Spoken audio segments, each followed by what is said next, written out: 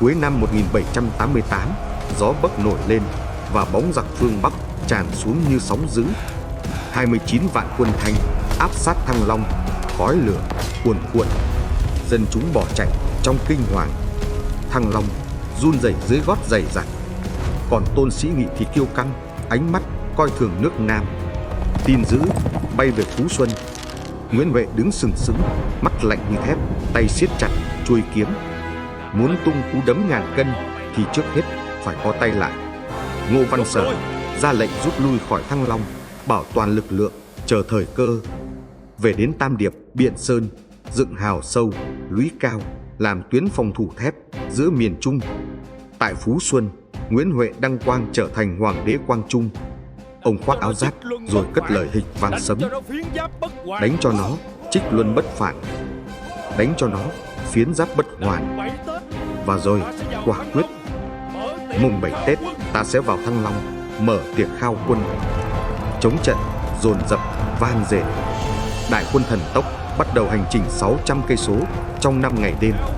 Đi đến Nghệ An, trai tráng nườm nượp tòng quân, nghĩa binh gia tăng như sóng dữ. Người trước gánh giấc ngủ người sau, võng không dừng, chân không nghỉ. Đêm giao thừa, khi quân Thanh còn say tiệc, Tây Sơn vượt sông Gián Khẩu, quét sạch đồn Tiền Tiêu, không một tên lính kịp báo tin. Tới Hạ Hồi, Quang Trung tung đòn tâm lý chiến. Tiếng loa vang bốn phía, tiếng già dậy đất. Giặc chưa thấy mặt người đã vỡ mật. Hạ Hồi đầu hàng trong chớp mắt.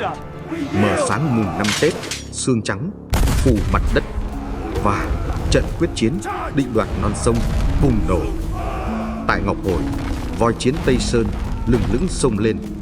Đất rung như sấm, đạn giặc như mưa, nhưng đội Cảm Tử vẫn lao vào lửa đạn.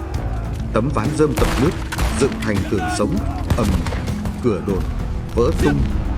Ngọc Hồi bốc cháy, ánh lửa đỏ rực cả bầu trời. Ở Đống Đa, Đô đốc Long tung dòng lửa thiêu rụi doanh trại giặc Thanh U. Sầm Nghi Đống tuyệt vọng đứng trên đại chỉ huy rồi chọn cái chết. Tin dữ dội về đại bản doanh. Tôn Sĩ Nghị kinh hoàng, không kịp mặc giáp, không kịp thắng yên, cắm đầu tháo chạy chặt cầu phao để thoát thân. Hàng vạn quân Thanh rơi xuống sông Hồng, dòng sông nghẽn đặc xác người và ngựa. Trưa mùng 5 Tết, bộ binh, kỵ binh, voi chiến Tây Sơn tiến vào Thăng Long. Khí thế hiển hách nhuộm sáng toàn kinh thành. Phố phường vang dậy Hoàng đế vạn tuế. Dân chúng hân hoan trong khúc ca khải hoàn mùa xuân chiến thắng. Một cành đào Nhật Tân đỏ thắm phi về Phú Xuân báo tin thắng trận.